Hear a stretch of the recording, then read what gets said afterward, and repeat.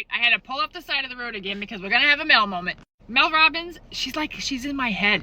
If you've never watched or listened to her, by God, you need to go find her. Today's podcast that I listened to was about imposter syndrome. And boy, we are experts at that. She's talking about how if you have a dream, if you have a goal, why are we allowing that imposter syndrome to take over? We make excuses for ourselves. We tell us, can't do that. I don't have the skill set. Can't do that. I don't have the money. Can't do that. I don't have the time. And she made one comment that made me go, whoa. She said, our excuses are endless. Our time is not. She also told us to get rid of the bullshit. Spend 5 to 15 minutes every day pushing yourself to that goal that you want, instead of focusing on those 5 to 15 minutes a day on bullshit in our life that doesn't matter. So those I wish lists, they're never going to get done when we keep making excuses and we don't spend the time to actually go out and try to achieve those goals. No, they're not going to happen overnight, but they sure and sure aren't going to happen until you actually try to do them, because we're scared. Fear. And I say this myself. Fear can do one of two things, I say. It can either keep you stuck where you're at, or it can be the motivation to move you forward. But when we get stuck in this imposter syndrome, we don't think that we can accomplish anything. And that's where I was at. I actually took a goal of mine last year and started taking those baby steps. I wanted to learn how to get out of my job.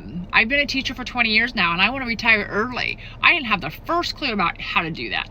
I didn't want to give up my retirement, but something happened to me 2 years ago that changed my mindset about life in the future. And that's that my daughter almost died on me. She was 20 and she almost died on me. And my life went upside down. But I was scared shitless because I did not know what I could do to get out of that retirement. God, did I want my time back with my kids. Again, it's like Mel was in my head, that I was making excuses. I don't know what else to do. Middle school education is my only thing I know. It's my bubble. It's what I'm comfortable at. I don't have the skill sets to do anything else. Bullshit, bullshit, bullshit.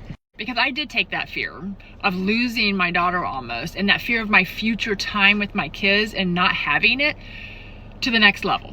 Because I wanted that time back, and the only way I was going to be able to do it is to buy myself out of retirement. That costs money that I didn't have. So I saw a training last year that taught me how to make money online. I didn't have any idea what that meant. I didn't have any idea what affiliate marketing, digital marketing meant. I had no social media following, and I sure as shit was not very tech savvy. And I say that all the time.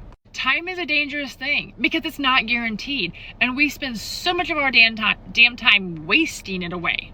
So when Mel started talking about imposter syndrome and fear and not actually moving ourselves forward and giving ourselves that kick in the ass that we need, and spending those 5 to 15 minutes a day learning that new skill, reading that book, listening to that podcast, doing something that pushes us to that goal. No, that goal is not going to happen overnight, but it sure as shit isn't going to happen at all if we don't take that first step. And we have the capability of doing that, but we're scared. So as I am sitting here listening to her, paused her podcast, pulled over on this side of the road, I'm telling you, if you have a dream, if you have a wish, stop letting that imposter syndrome keep you down. That's what I did last year when I finally decided to take that training. Am I learning every day? Have I got my goal accomplished? No, but by God, I'm taking each one of those steps. So if you don't walk away with anything from this message today, think about that. Our excuses are endless. Our time is not. So if you're like me and you're wanting your time back with your families and you're wanting to stop stressing about the damn finances every flipping day, then yeah, go ahead and comment. I'm happy to share what I did. Or go grab my ebook in my Stan store. It's there. It's the very first one. But that's not what this is about. It's not about my ebook. It's about you. It's about you and what it is that you want to accomplish. But nobody's going to do it but you. So I'm going back to Mel. Mel, if you're listening to this, you're in my head, girl. Thank you.